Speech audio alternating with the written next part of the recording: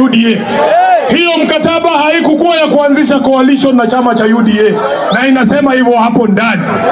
Jambo la pili, hiyo mkataba iko na signature mbili peke yake.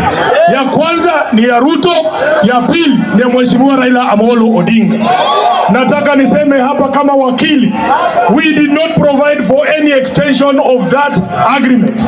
Na date ya mwisho ambayo ile kamati iliteuliwa inafaa itupe ripoti ya mwisho ni tarehe 7 mwezi wa 3 mwaka wa 2026, chini ya siku 30 kutoka leo ambapo naongea.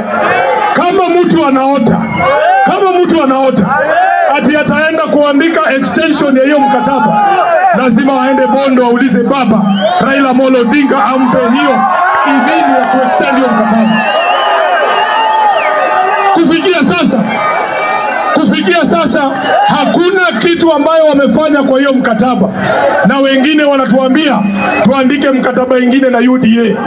Kama hawezi heshimu mkataba ambaye baba Raila Amolo Odinga mwenyewe amesaini,